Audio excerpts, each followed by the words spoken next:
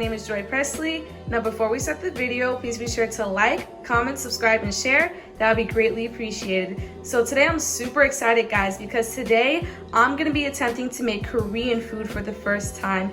And the dish that we're gonna be making today is called bulgogi. Now bulgogi is probably one of the most traditional meals eaten here in Korea. It's one of the most popular dishes and I'm super excited to try it out. So let's just talk about what you're gonna need.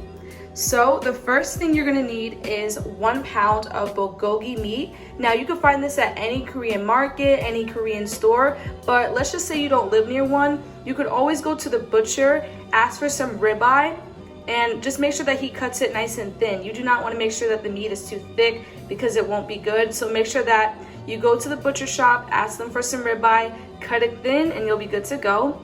You're also gonna need some soy sauce, some sesame oil, sesame seeds to garnish, but that's gonna be for later, some brown sugar or white sugar, some green onion, 1 regular onion, garlic, and fresh ginger. Guys, please make sure you guys use fresh ingredients. That is a must.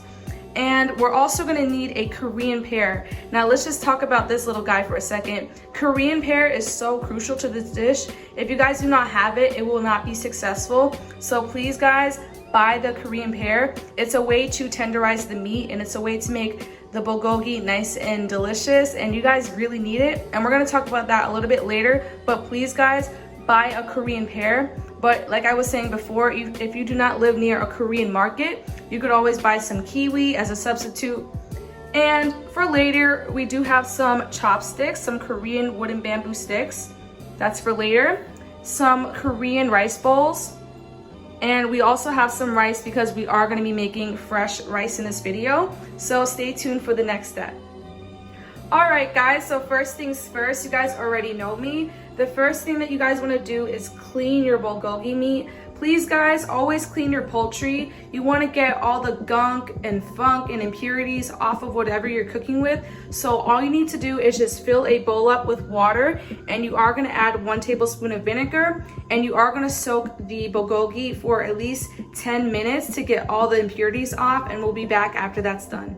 So while the bulgogi is soaking in the vinegar water, we are going to get started on our aromatics. We're going to start chopping up our fresh vegetables, our fresh ginger, our fresh garlic, all that good stuff.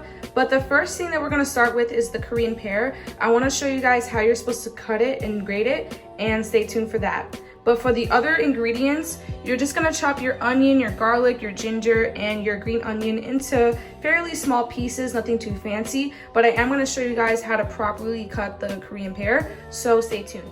So we are gonna start by cutting up the Korean pear, and we are just gonna talk about that. It kind of looks like a giant golden apple. Korean pear is actually really delicious on its own. It has a nice sweet flavor. It's sort of like an apple and a pear mixed, but it's so good.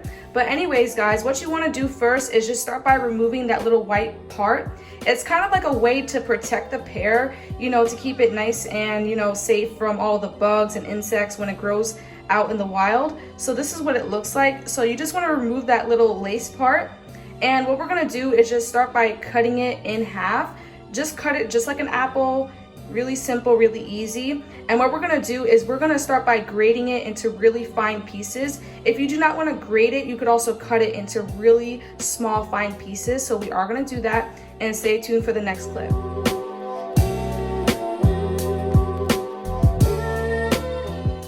So this is what the Korean pear looks like once it's nice and chopped up. Please guys, make sure you guys cut it nice and fine.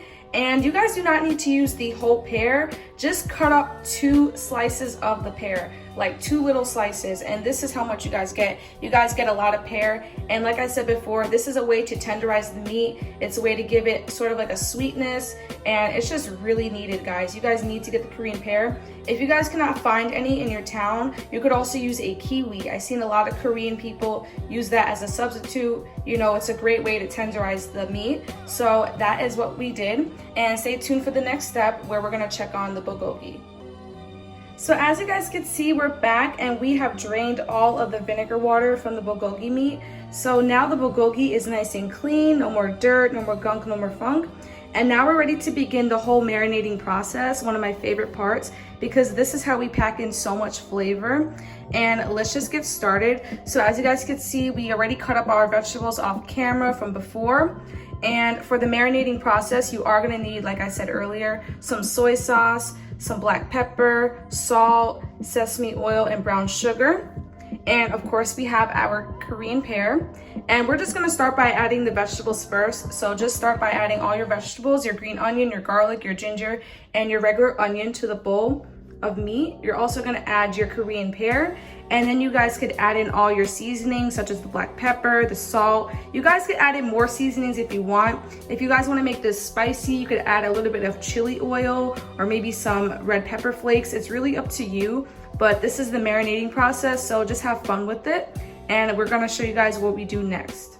So after you add all your vegetables to the bowl, we are gonna talk about the measurements. So you are gonna start by using 5 tablespoons of soy sauce, 1 tablespoon of black pepper, 1 tablespoon of salt, 3 tablespoons of sesame oil, and 2 tablespoons of brown sugar.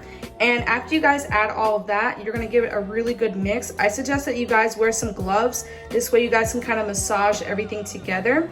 And after that, you are gonna cover the bowl with some plastic wrap or some tin foil, and we are gonna pop this into the fridge for at least an hour, guys.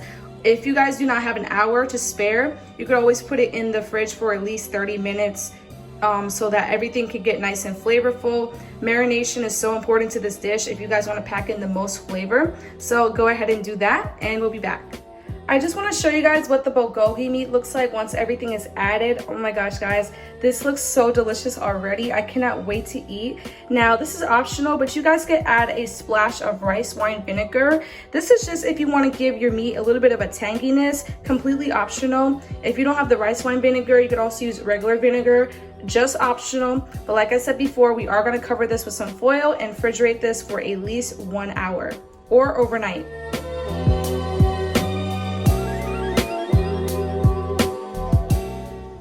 Okay guys, so the pan is getting nice and hot, and soon we're gonna add our bulgogi to it. And what I like to do is I like to use chopsticks to cook the bulgogi. Now this is kind of like traditional, you know, I'm trying to be like the Koreans and use chopsticks, but if you don't have that, you could just use a spatula or like anything like that. But I am gonna use the chopsticks to kind of like sear the meat and to kind of like mix everything around. I just want to be as traditional as possible, and let's get started. All right guys, so the pan is nice and hot, and we are gonna add in the bulgogi. And you should hear a nice sizzle, and we are gonna cook it for about 8 to 12 minutes. And I am gonna grab some chopsticks. And I'm gonna show you guys how to do that in a second. So these are our chopsticks, and we are just gonna start by just stirring everything around until it gets nice and cooked.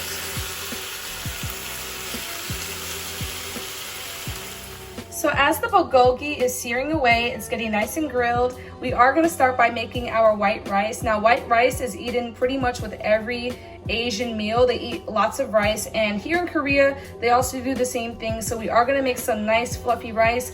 Rice is pretty easy to make, guys. You just follow the back and you read the instructions.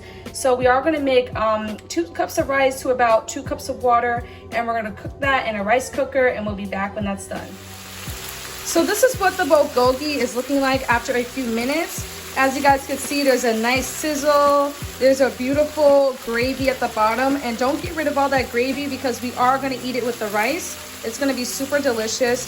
And this is pretty much almost done cooking. You just want to make sure that there's no more pink left. And we are going to cook this for an additional, I would say, 8 to 10 minutes until it's fully cooked.